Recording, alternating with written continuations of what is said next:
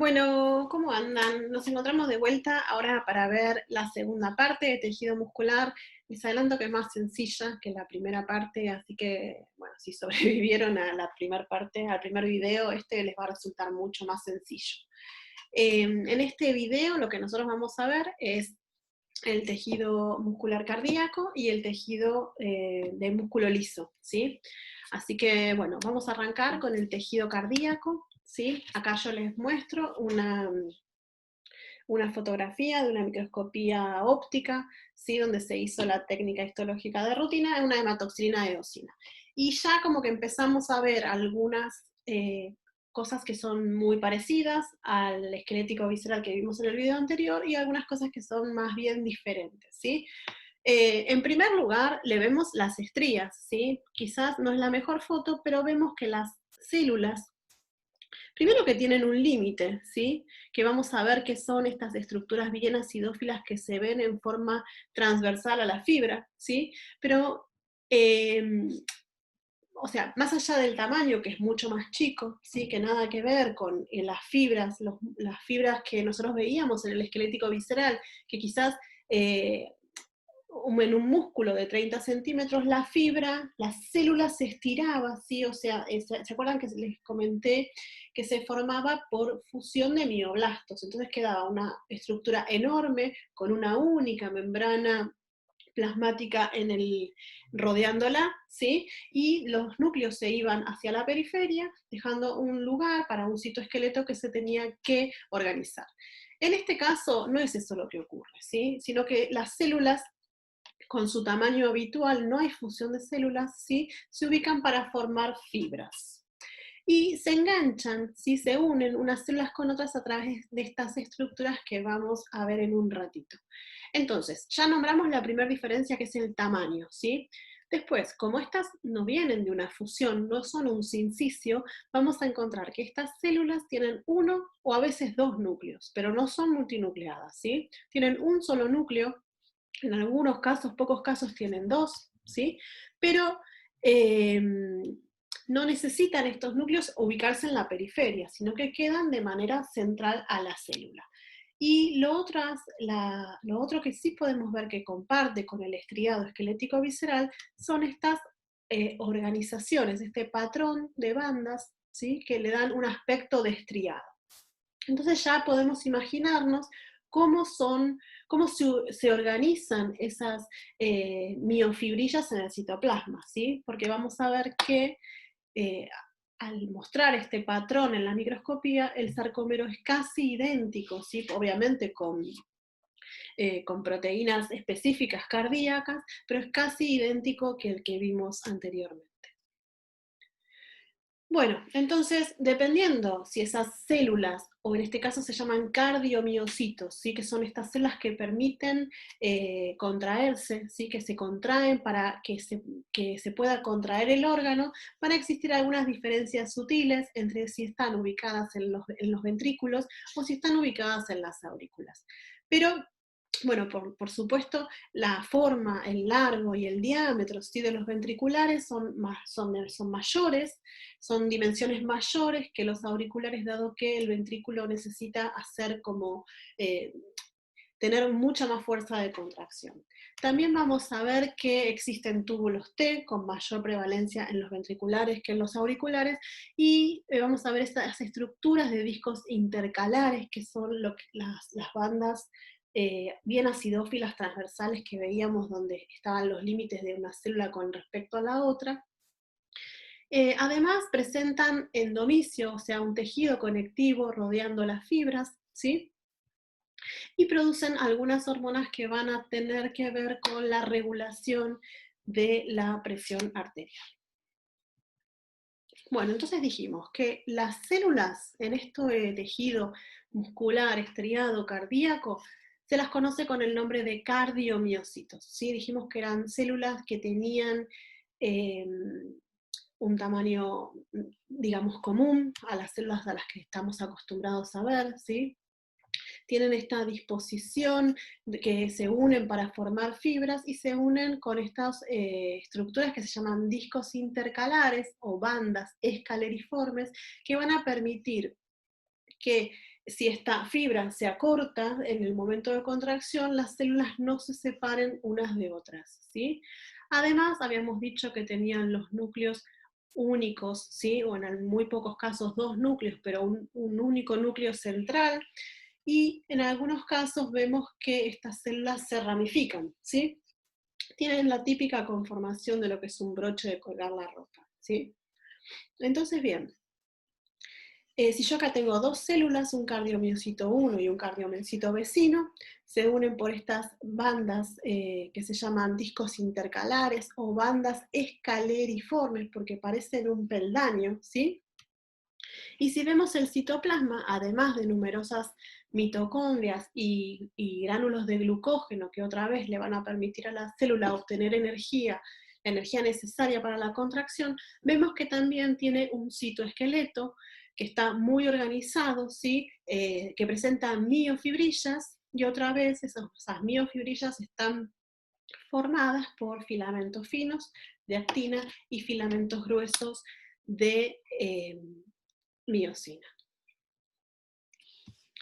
En un corte longitudinal a las fibras musculares, vemos lo que les mostraba antes, ¿sí? Las células, los límites, estas regiones acidófilas que corresponden a los discos intercalares, que van a tener una función súper importante, un tejido conectivo que rodea un endomicio, que rodea a las fibras musculares, y además se le ven las estrías características. Ahora bien, si yo a este órgano lo corto en sentido transversal a las fibras, voy a ver, que es lo que se muestra acá al costado, voy a ver otra vez las células con un citoplasma bien acidófilo y un tejido conectivo que los rodea, y los núcleos centrales. Entonces, bien, ¿qué estructuras tendrán estas bandas escaleriformes que son sumamente importantes?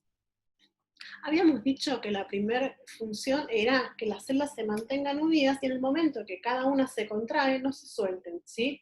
Entonces, la estructura que tienen es de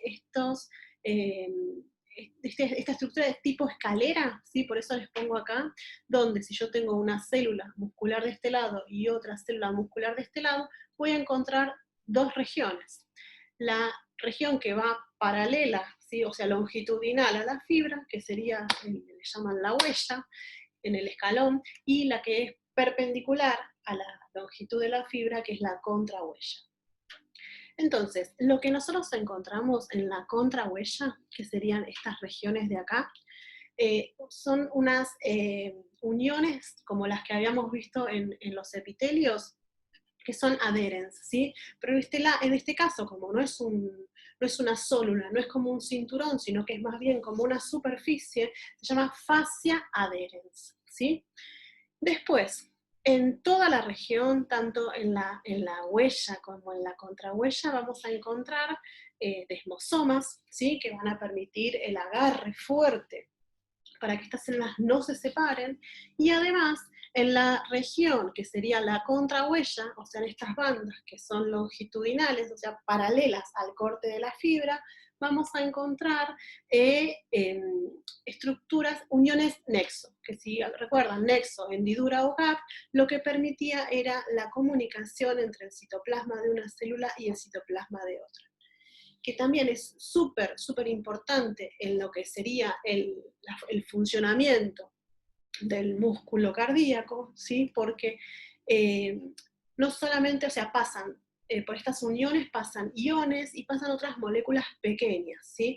Entonces, si por ejemplo esta célula de este lado recibió un estímulo, como los citoplasmas están comunicados, ¿sí? Esta célula responde en sincronía con la célula vecina, a pesar de, por ejemplo, no haber recibido estímulo, ¿sí? Entonces permite que las dos células respondan, ya sea con la contracción o quizás con la liberación de una hormona, de manera sincrónica, y permita este acoplamiento metabólico y eléctrico entre una célula y la otra, ¿sí?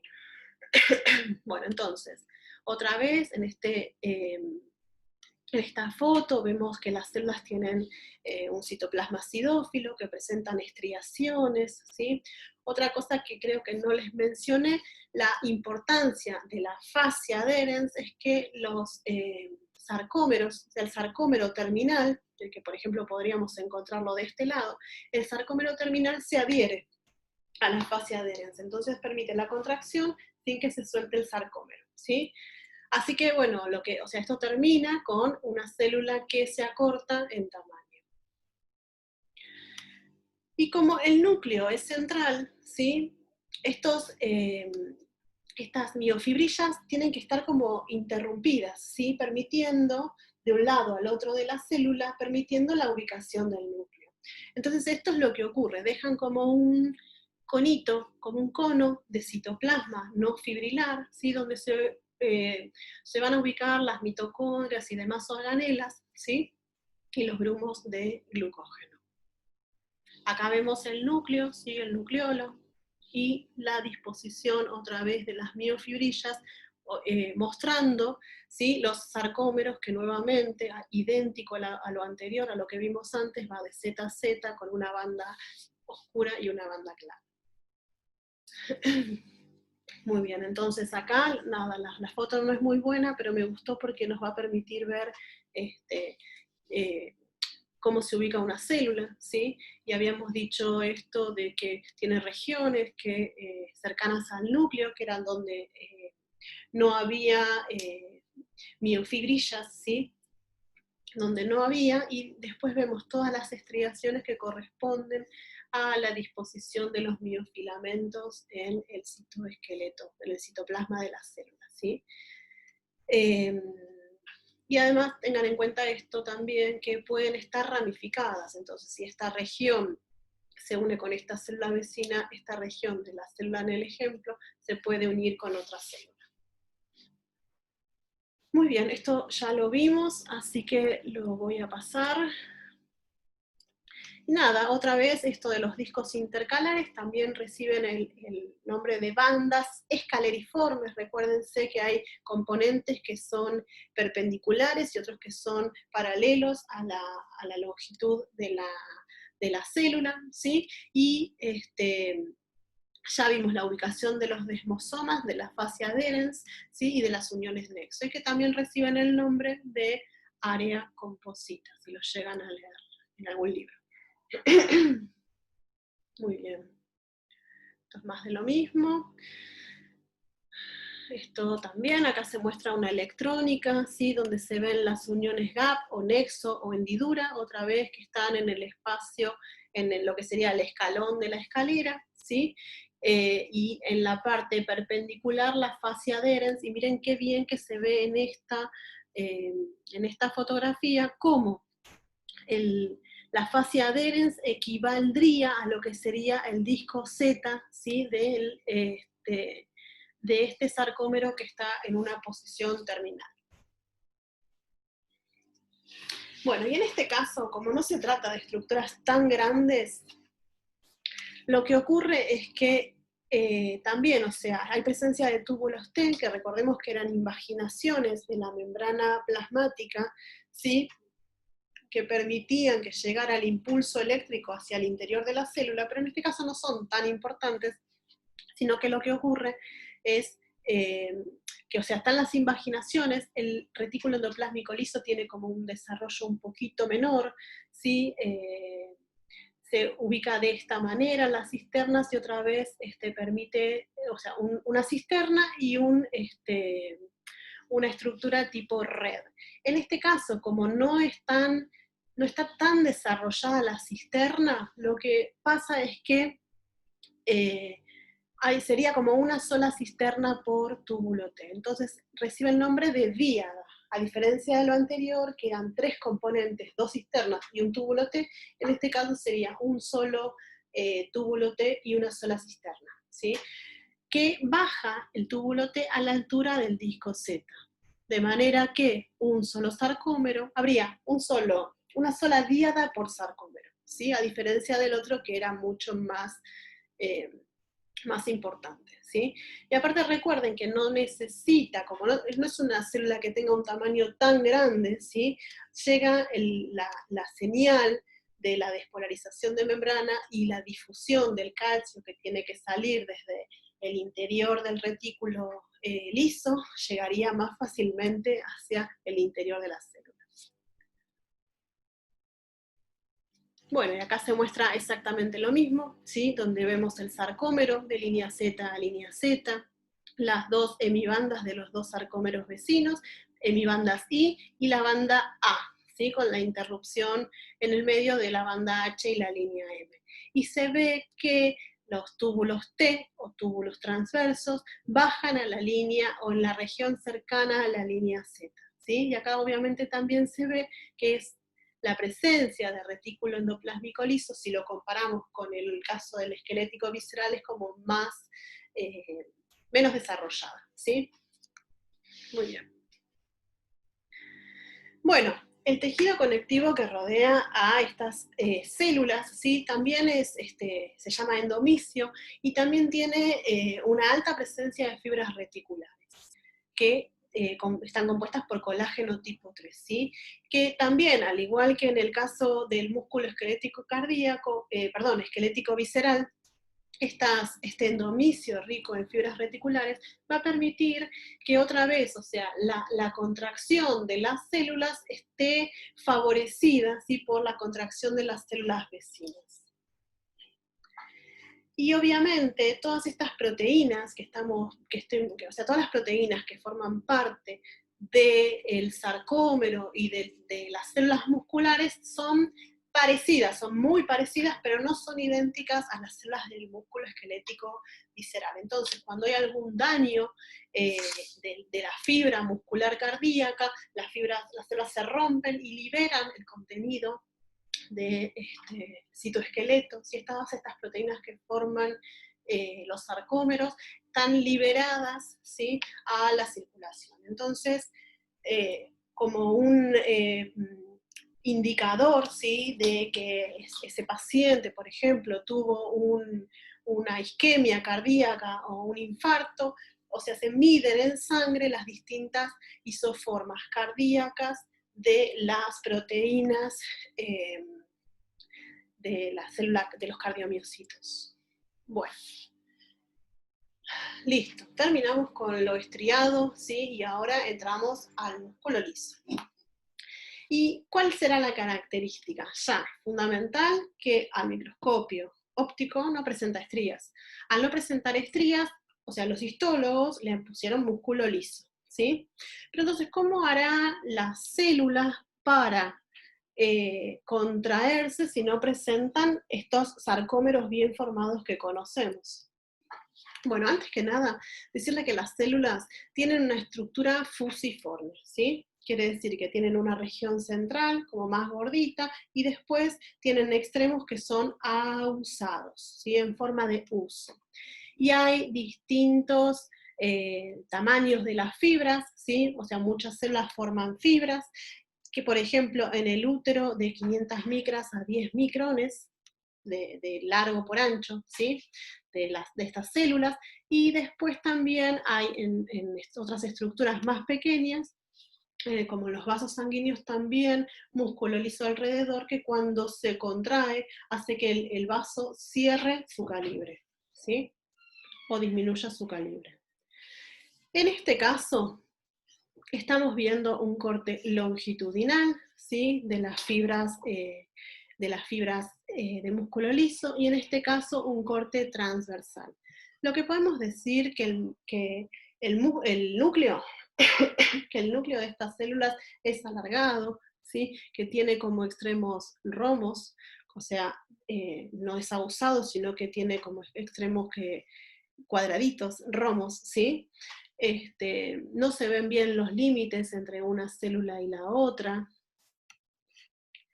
y obviamente va a depender del tamaño, de si se trata, por ejemplo, de músculo liso en los vasos sanguíneos, las células van a tener un menor tamaño que si se trata de células que están presentes, por ejemplo, en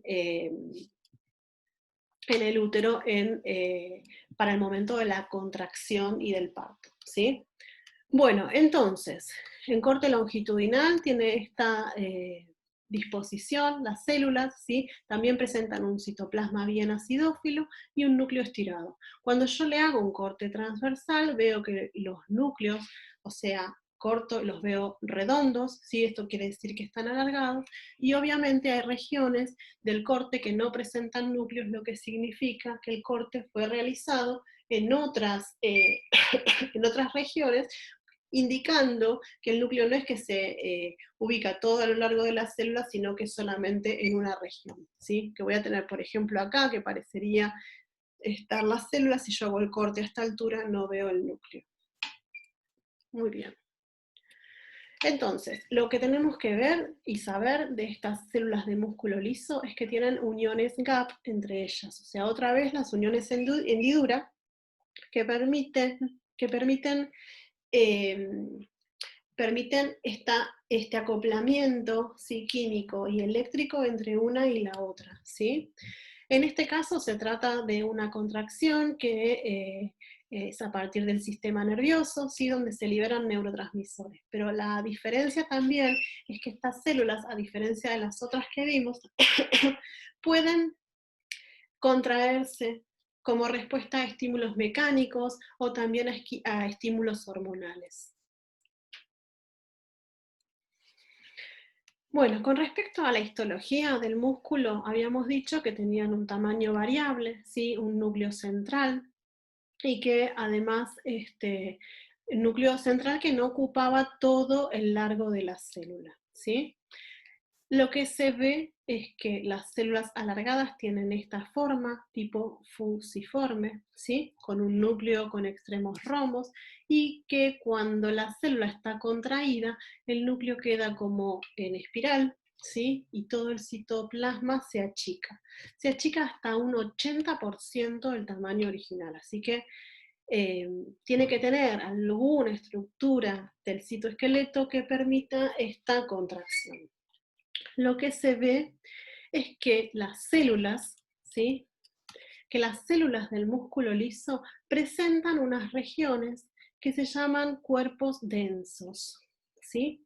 Estos cuerpos densos son regiones donde son ricas en alfa, o sea, la proteína que predomina en estos cuerpos densos se llaman alfa-actinina, que como nosotros habíamos visto en el video anterior, la alfa-actinina era la proteína responsable de anclar los filamentos finos, que serían estos que se ven acá, ¿sí?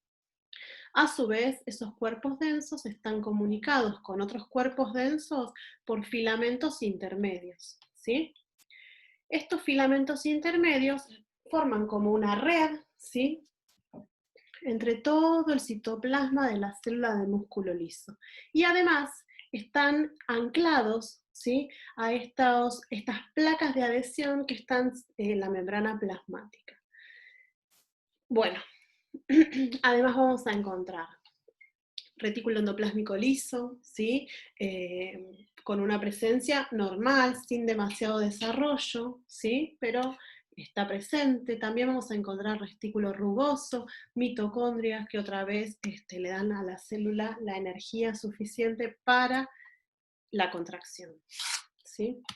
En esta fotografía electrónica, de microscopía electrónica, lo que vemos son 3 células musculares, ¿sí? La del medio, que es de la que menor se observa, pero se puede observar en el citoplasma estas densidades citoplasmáticas, ¿sí?, que es donde los filamentos intermedios se van a unir con otra densidad citoplasmática, y además recuerden que esa densidad citoplasmática tiene presencia de alfa-actinina, entonces es donde los filamentos finos de actina se van a anclar, ¿sí?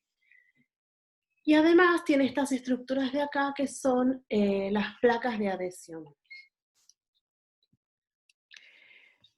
Con respecto a los filamentos gruesos, lo que nosotros habíamos visto en músculo estriado era que las cadenas de miosina 2 se disponían de esta forma, y acá se ubicaban en el centro del sarcómero, dejando para un lado y para el otro las cabezas de miosina en forma distribuida, ¿sí? Y antiparalela. En cambio, en músculo liso lo que ocurre es que se unen de esta forma, ¿sí? No dejan una región desnuda, sino que lo que van a estar haciendo, por ejemplo, yo acá les muestro una molécula, ¿sí? Se van a ir acomodando estas cadenas para formar un filamento grueso que tiene otra disposición diferente. De manera que a ver si la siguiente. De manera que estos filamentos finos, ¿sí? Que estaban unidos a estos cuerpos densos y a su vez los cuerpos densos estaban unidos entre sí por los filamentos intermedios, lo que sucede es que estos filamentos gruesos, ¿sí? Se van a ubicar entre los filamentos finos. De manera que si existe la contracción, si existe la contracción muscular, los filamentos finos van a ir acercándose, van a ir como transcurriendo a lo largo del filamento grueso y acercando por ejemplo, este cuerpo denso con este. Los van a ir acercando porque transcurren los filamentos finos a lo largo del filamento grueso. De esta manera, ¿sí? Si en el mismo ejemplo, si la célula se va a relajar, los filamentos finos se alejan, ¿sí? O sea, este filamento va a ir para allá y este para allá, y se van a empezar a separar. Caso contrario, a medida que se van contrayendo, se van superponiendo, ¿sí? Y así se acercan los cuerpos densos por acercamiento, ¿sí? Y solapamiento de los filamentos finos entre sí.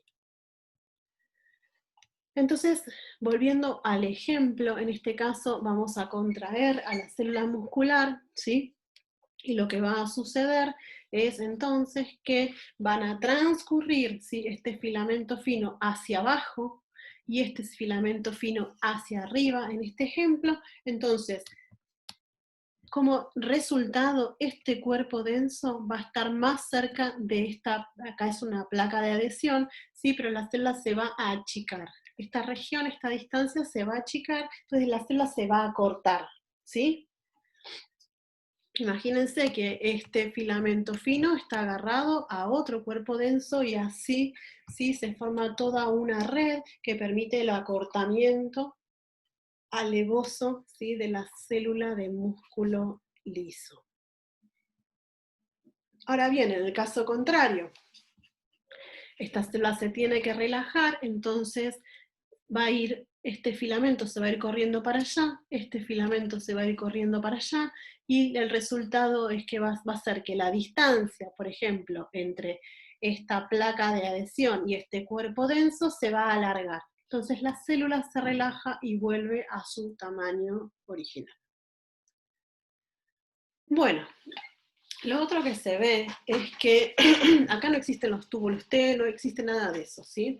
Pero lo que sí se ve es que hay regiones de la membrana plasmática que son regiones como que tienen una alta actividad de vesículas pinocíticas, ¿sí? Pinocíticas. Entonces cuando le sacan una foto, se ven como muchos, como si fueran caveolas, ¿sí? Como si fueran muchas vesículas entrando a la vez. Y lo que se piensa es que estas cavéolas sí tienen que ver con, como siempre están como cerquita de las regiones donde está el retículo endoplásmico liso, que tienen que ver con esto de distribuir el calcio hacia los filamentos, hacia el citoesqueleto, ¿sí? Entonces, por ejemplo, en esta foto, bueno, nada, ya para terminar, se muestran las cavéolas, ¿sí? Que son estas entradas de estas vesículas. Después tenemos las condensaciones citoplasmáticas, que eran donde se iban a anclar los filamentos de actina, ¿sí? Y después las placas de inserción en la membrana plasmática. Muy bien. Bueno, hemos terminado, así que bueno, espero que lo hayan disfrutado. Saludos.